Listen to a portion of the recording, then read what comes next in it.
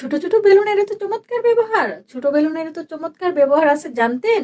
আমি না বললে হয়তো আপনি কখনো জানতেন না। একটি প্লাস্টিকের বোতল আবর্জনার ডাস্টবিন থেকে নিয়ে আসুন। এরপর বোতলের ঢাকনার 6টি ছিদ্র করুন। ঢাকনাটি খুলে ফেলুন, কিছু তুলো নিন, কাঁচি দিয়ে ছোট ছোট টুকরো করে কাটুন তুলোগুলোকে।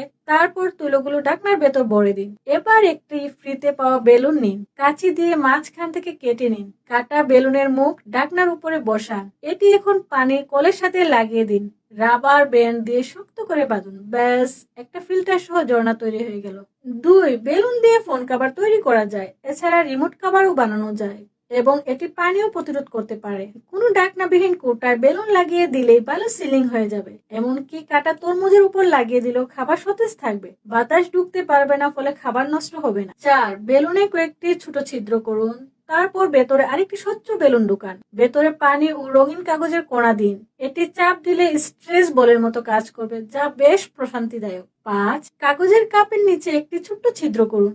এরপর ছিদ্রের চারপাশ ফুলের আকৃতি কাটা দিন। বেলুনটি ছিদ্রের ভিতর প্রবেশ করান এবং বাতাস দিয়ে ফুলিয়ে নিন। হাত দিয়ে মুখ চেপে ধরুন। এবার গরম বাতাসে বেলুন উঠতে শুরু করবে। 6, বেলুনের গায়ে ডাবল সাইড টেপ লাগান। খোসা ছাড়ানো বাদামের খোসা বেলুনের গায়ে লাগান। এরপর বেলুন ফাটিয়ে দিন। নিজের পছন্দের রঙে রং করুন। কিছু সাজসজ্জা যোগ করুন। দেখুন